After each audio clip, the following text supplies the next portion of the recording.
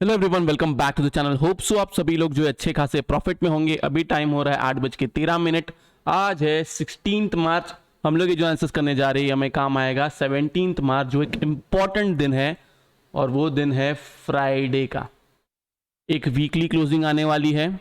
मैं clear cut मेरा view बता देता हूँ। मैं बियरिश हूँ अभी भी। रीज़न क्या है वो सब कुछ मैं आप लोग को बताऊंगा। वीडियो को बिना स्किप किए देखना। कमेंट सेक्शन में कमेंट करके ज़रूर बताना कि आपको मेरे वीडियो से हेल्प हो रही है नहीं हो रही है। और आज टेलीग्राम पे जब मार्केट सबसे पहले जो नीचे की तरफ गिरा, मैंने आपको क्लियर कट कह दिया था जब तक कल के लो के नीचे है आपको सेल साइड में ही रहना है। नीचे की तरफ अच्छा खासे पॉइंट्स कैप्चर हुए, निफ्टी में भी, बैंक निफ्टी में भी। देन एक और राइज आया ऊपर की तरफ। यहाँ पे अगर मैं 15 मिनट का चार्ट देखूं, देखो यहाँ से नीचे की तरफ गया, देन वहां से फिर से ऊपर की तरफ आया। जब ऊपर की तरफ भी आया तब मैंने आपको कहा कि बाई साइड में नहीं रहना। सेम वापस फिर से फॉल आया। मैंने आपको लेवल्स भी दिया था कि सेल करना है। एक बार हमारा बैंक निफ्टी में सेल हिट हो गया, लेकिन फिर भी मैंने आपको कहा कि 3900 के नीचे फिर से जाएगा, फिर से सेल कीजिए। परफेक्ट ये वाले लेवल पे मैंने और मेंबर्स ने फिर से हमने हमारा प्रॉफिट जो है बुक किया, जो मैंने कॉल लिया था लाइव मार्केट के अंदर। देन हमने फिर से जो है यहाँ पे फिर से शॉर्ट किया। वहां से फिर से मार्केट ऊपर की तरफ गया, आई एग्री, लेकिन हमने हमारी शॉर्ट साइड की पोजीशन होल्ड करके रखी हुई थी, क्योंकि सेम चीज मैंने आपको कहा था। अब रीजन क्या है? सबसे पहले क्यों हूं मैं बेयरिश? आ गया 16850।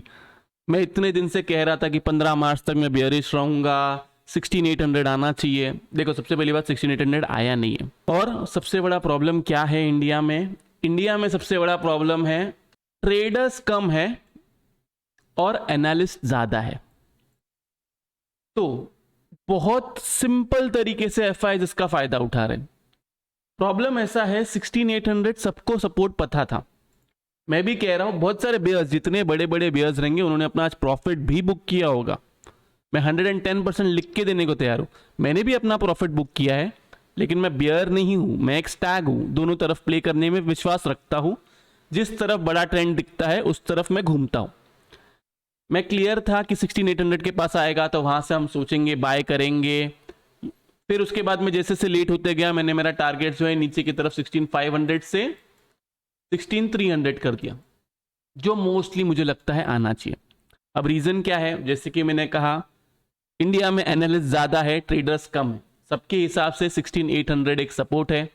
सब लोग बोलेंगे जैसे ही 16800 टूट जाएगा सब लोग बियरिश हो जाएंगे। मेरे हिसाब से मार्केट वहां से 16500 से 16300 के पास आना चाहिए एंड देन वहां से रिवर्स करना चाहिए। मैक्स टू मैक्स गया तो गया, 16K तक जा सकता है, ये मुझे लगता है। अब इसके लिए प्ले कैसे करना है वो भी ध्यान से सुनना, जो मैं आगे बताऊंगा डेटा के बाद में। अभी के लिए सिंपल चीज, मेरे हिसाब से मार्केट में सेल करना चाहिए। आप लोग प्लीज सेल तभी करोगे जब निफ्टी 17K के नीचे रहेगा और बैंक निफ्टी 39K के नीचे रहेगा। क्लियर है? ऊपर की तरफ जाएगा, जाने दो, मैं आपको लेवल्स बताऊंगा वहां पे सेल कैसे करना है।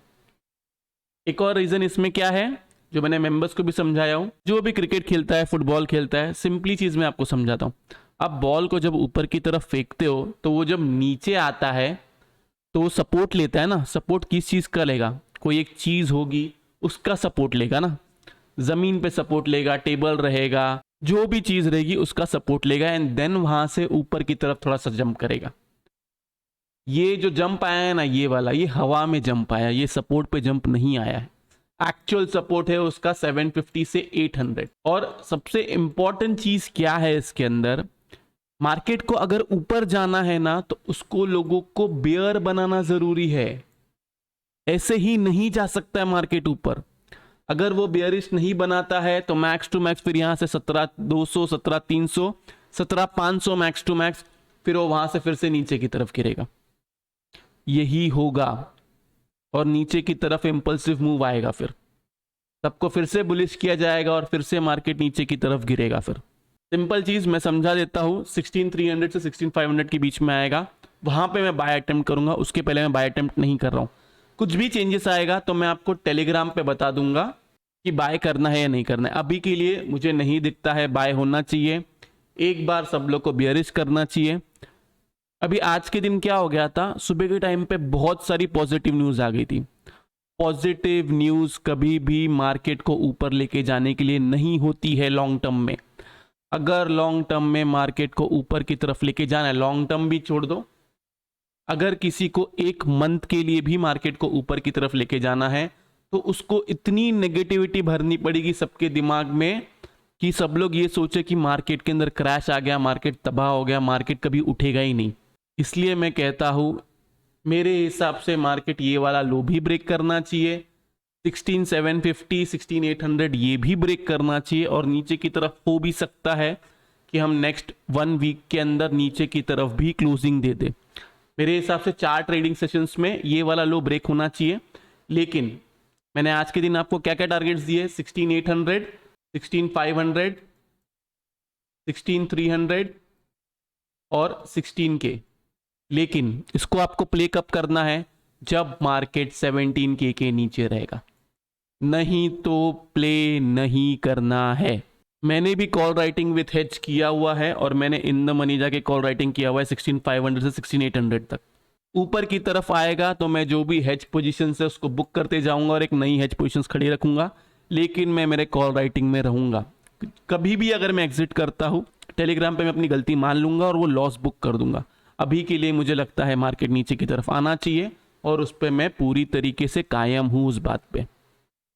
देखो, मार्केट को जब 18,800 पे था, कोई आई थी क्या बैड न्यूज़? नहीं आई थी, कोई बैड न्यूज़ नहीं थी, सब अच्छी न्यूज़ ही चल रही थी। लेकिन गिरा ना उसके बाद में मार्केट नीचे की तरफ।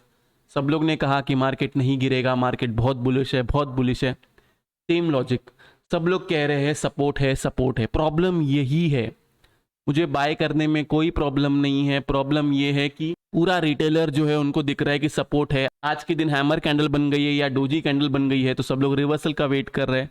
मेरे हिसाब से रिवर्सल नहीं आना चाहिए। मिनिमम से मिनिमम कल के दिन और मंडे के दिन हम नीचे की तरफ आना चाहिए। अगर नहीं आते हैं तो प्लान भी क्या होगा वो मैं आपको टेलीग्राम पे बता दूंगा, तो प्लीज़ उधर ज्वाइन हो जाइए।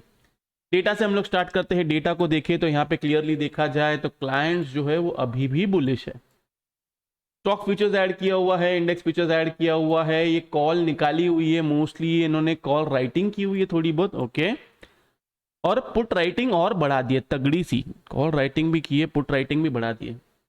मोस्टली ये जो कॉल होगी ये सब सेम एक्सपायरी होगी, वो निकली होगी, उसके साथ साथ ऊपर की तरफ कॉल राइटिंग की हुई है। एफआईएस को देखें तो स्टॉक फ्यूचर्स निकाला हुआ है, इंडेक्स फ्यूचर्स भी निकाला हुआ है, कॉल बाइंग की हुई है और पुट बाइंग की हुई है। ओके, तो इनका प्लान है कल के दिन अगर गैप अप होता है तो मार्केट को ऊपर की तरफ लेके जाएंगे, देन वहां से फिर से नीचे की तरफ फॉल करेंगे 1-2 दिन में, या तो कल के दिन ही, नहीं तो मंडे, नहीं तो ट्यूसडे। और एल्स सेकंड प्लान क्या हो सकता है इसके अंदर? सेकंड प्लान ये हो सकता है कि ये लोग जो है कॉल्स को एक्यूमुलेट करते जाएंगे, मार्केट को नीचे लेके जाएंगे और एक्यूमुलेट करेंगे एंड देन वहां से मार्केट को ऊपर की तरफ खींचेंगे। प्रोस को देखें तो यहाँ पे देखा जाए स्टॉक फ्यूचर्स हल्के फुल्के निकाले हुए, इंडेक्स फ्यूचर्स हल्के फुल्के ऐड किए हुए। ये कॉल बाइंग नहीं है, मोस्टली कॉल राइटिंग थी, उसके अंदर प्रॉफिट बुक किया हुआ है और पुट बाइंग और बढ़ा दिए। डीआईएस को देखें तो यहाँ पे देखा जाए स्टॉक फ्यूचर्स निकाला हुआ है, इंडेक्स फ्यूचर्स ऐड किया हुआ है, इंडेक्स कॉल निकाला हुआ है और पुट जो एकदम हल्का फुल्का बाय किया हुआ है। नेट पोजीशन पे आने से पहले मैं आपको कहूंगा कि प्लीज वीडियो को लाइक कीजिए, नीचे कमेंट सेक्शन में कमेंट करके जरूर बताइए कि आपको वीडियो जो है कैसा लगा। अगर आप चैनल पे नए हैं तो चैनल को सब्सक्राइब जरूर कीजिए। उसके साथ साथ अगर आपको लाइव मार्केट में कॉल्स चाहिए, निफ्टी, बैंक निफ्टी और स्टॉक्स में, option selling with hedge, futures with hedge और थोड़ी बहुत मैं ऑप्शन बाइंग भी देता हूं, तो आप जो है मेंबरशिप ज्वाइन कर सकते हैं, लिंक जो है वो डिस्क्रिप्शन में। नेट पोजीशन को देखें तो यहाँ पे देखा जाए इंडेक्स फ्यूचर्स में क्लाइंट्स जो है वो बुलिश है, एफआईएस को देखें तो बियरिश है, प्रोस को देखें तो उनकी क्वांटिटी एकदम हल्की फुल्की कम हुई है, तो ये वाला बॉक्स है बियरिश। इंडेक्स कॉल को देखें तो यहाँ पे देखा जाए ये वाला बॉक्स बुलिश है कि क्लाइंट्स यहाँ से बियरिश हो चुके हैं और एफआईएस यहाँ से बुलिश हो चुके हैं, तो यहाँ पे जंग है एफआईएस वर्सेस प्रोस की, जिसके अंदर मैं साथ दूंगा एफआईएस का, तो ये वाला बॉक्स बुलिश है। इंडेक्स पुट को देखें तो यहाँ पे देखा जाए तो क्लाइंट्स जो है वो एकदम तगड़ी सी पुट राइटिंग करके बैठे हैं, एफआईएस को देखें तो पुट बाइंग करके बैठे, प्रोस को देखे तो उन्होंने पुट राइटिंग जो है अपनी यहां से कम की है, तो ये वाला बॉक्स है बियरिश और अच्छा खासा बियरिश है। स्टॉक फीचर्स को देखे तो यहाँ पे देखा जाए ये वाला बॉक्स भी बियरिश है क्योंकि एफआईएस जो है उनकी क्वांटिटी ऑलमोस्ट हाफ हो चुकी है। तो ये रहा डेटा। डेटा का कंक्लूजन सिंपल है, डेटा है बियरिश। हम लोग ऑप्शन चेन एनालिसिस करेंगे, उसके बाद में मैं आपको लेवल्स दूंगा। ऑप्शन चेन में अगर हम लोग देखें, यहाँ पे 23 कर दूं, ओके, सबसे बड़ी कॉल राइटिंग है 17,000 पे और पुट राइटिंग भी जो है वो है 17,000 पे। नीचे की तरफ पुट राइटिंग है 16800 पे, 16750, 16700 और 16500। ऊपर की तरफ कॉल राइटिंग है 17100 से लेके 17500। बैंक निफ्टी को देखें तो यहाँ पे देखा जाए क्लियरली इसके अंदर पुट राइटिंग है सबसे ज़्यादा 39,000 पे, जो आई एम अज्यूमिंग कि क्लाइंट्स की है। कॉल राइटिंग भी उधर ही है, उसके ऊपर कॉल राइटिंग है 39,200, 39,500। नीचे की तरफ पुट राइटिंग है 38,000 से 38,500। डेटा अभी तक इतना कुछ खास बना नहीं है इसके अंदर, लेकिन जो ये शीट पे दिख रहा है इसके हिसाब से समझ में आ रहा है कि कॉल राइटिंग किसकी है और पुट राइटिंग किसकी है। तो सिंपली लेवल क्या है, अभी निफ्टी से हम लोग स्टार्ट करते हैं। सबसे पहले आप लोग बनाओगे ये चैनल जो 15 मिनट्स में बन रहा है। पहले मुझे लगा था कि एक पोल एंड फ्लैग बन रहा है, लेकिन ये पोल एंड फ्लैग नहीं है, क्योंकि फ्लैग जो है वो बड़ा बनते जा रहा है। आप रुकोगे, इसके नीचे कोई 15 मिनट की कैंडल क्लोज होती है कि नहीं, इसके नीचे कोई भी 15 मिनट की कैंडल क्लोज होती है। देखो अब ये नहीं पता कि कल सुबह के टाइम पे ही बराबर ब्रेकडाउन आएगा, ये भी नहीं पता कि दोपहर के टाइम पे आएगा ब्रेकडाउन। तो आपको इस चैनल को बड़ा करते जाना पड़ेगा जब तक ब्रेकडाउन नहीं आता है। 15 मिनट की रेड कलर की कैंडल बननी चाहिए क्लोजिंग बेसिस पे। तो इस चैनल का जब ब्रेकडाउन आता है तो आपका फर्स्ट टारगेट होगा 100 पॉइंट्स का, सेकेंड टारगेट होगा 150 पॉइंट्स का, जहां से भी ब्रेकडाउन आता है। अब लेवल्स क्या है, सिंपली आपको सेल साइड में रहना है। Just in case gap down होता है तो जब तक 17K के नीचे है सेल साइड में रहना है। नीचे की तरफ आपका टारगेट है 17,930, 17,900, 17,880, 17,850। यहाँ पे प्रॉफिट बुक कर लेना है। देन 850 के नीचे जाएगा तो फिर से सेल करना है। आपका टारगेट है 17,800 और 750। जस्ट इन केस नहीं मार्केट ऊपर की तरफ जाता है, ऊपर की तरफ मेरा कोई रिकमेंडेशन नहीं है सेल का। इस लेवल के लिए रुको। अगर मुझे कुछ दिखता है लाइव मार्केट में, बड़ा गैप अप होता है, प्राइस एक्शन कुछ और दिखता है, तो मैं आपको बताऊंगा सेल कहां पे करना है। नहीं तो लेवल यही है। एक्चुअल में लेवल निकल के आता है ऊपर की तरफ 17,060 भी, लेकिन सेल रिकमेंडेशन नहीं है बिल्कुल भी ऊपर की तरफ, क्योंकि लोगों को समझ में नहीं आता है कि सेल करने के बाद में अगर स्टॉप लॉस हिट हो गया तो स्टॉप लॉस लेना जरूरी है। इसलिए जब तक सपोर्ट ब्रेक नहीं होता है, 17K के नीचे नहीं रहता है, नहीं सेल करना है। अभी हम आते हैं बैंक निफ्टी पे। बैंक निफ्टी में देखें तो इसमें भी सेम ये चैनल बना हुआ है। इसके अंदर भी आपका जो लेवल निकल के आता है वो लेवल है 39K। इसके नीचे रहेगा, आपको सेल करना है। नीचे की तरफ आपका टारगेट है 38,800, 38,600, 38,500, 38,500 पे प्रॉफिट बुक कर लेना है। देन अगर उसके नीचे भी सस्टेन करता है तो 38,300 और 38K, यहाँ पे पूरा प्रॉफिट बुक कर लेना है। क्लियर है? ऊपर की तरफ जाता है, जाने दो, गैप अप बड़ा होता है, होने दो। एक ट्रिक मैं आपको दे सकता हूं, जो भी आपकी ओपनिंग होगी, जो भी ओपनिंग है, अगर फर्स्ट 15 मिनट्स की कैंडल अगर उसके नीचे क्लोज होती है, देन आप सेल साइड का ट्रेड ले सकते हैं, अगर बड़ा गैप अप हुआ या कुछ भी हो गया ऊपर की तरफ तो। नहीं तो जो लेवल्स दिया है उस लेवल्स को फॉलो करो और सेल साइड में ही रहो। मेरे हिसाब से मार्केट नीचे की तरफ गिरना चाहिए।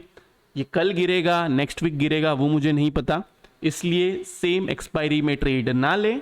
और मोस्ट इंपॉर्टेंट, अगर आपके पास कैपिटल नहीं है तो प्लीज कैरी फॉरवर्ड ना करे सेम एक्सपायरी को। कभी भी कैरी फॉरवर्ड नहीं करते हैं, कम से कम सेम एक्सपायरी। तो आप अगर 2 एक्सपायरी या 3 एक्सपायरी आगे का कैरी फॉरवर्ड करते हैं तो समझ में आता है, जिसके अंदर आप एडजस्टमेंट कर सकते हो। लेकिन इसमें कैरी फॉरवर्ड सेम एक्सपायरी में नहीं होता है। आपको एक्सपायरी जो चूज करनी है सेल साइड के लिए, जो मैंने आपको लेवल्स दी है उसके नीचे, या तो आप मार्च एंड की कर लो, लेकिन कल के कल उसको बुक करके जाना पड़ेगा, प्रॉफिट हो या लॉस हो, जो भी है आपको बुक करके जाना पड़ेगा। और एल्स अगर आपके पास कैपिटल है तो अप्रैल एंड एक्सपायरी लेना। तो ये रहा FNO डेटा का एनालिसिस। होप सो आप लोगों को वीडियो से बहुत कुछ सीखने मिला होगा। अगर आप लोग को वीडियो अच्छा लगा तो प्लीज वीडियो को लाइक कीजिए। नीचे कमेंट सेक्शन में कमेंट करके जरूर बताइए कि आपको वीडियो जो है कैसा लगा। अगर आप चैनल पर नए हैं तो चैनल को सब्सक्राइब जरूर कीजिए। तो इस वाले वीडियो के लिए मैं सिर्फ इतना रखता हूँ। बाय बाय, टेक केयर, अपना ख्याल रखिए।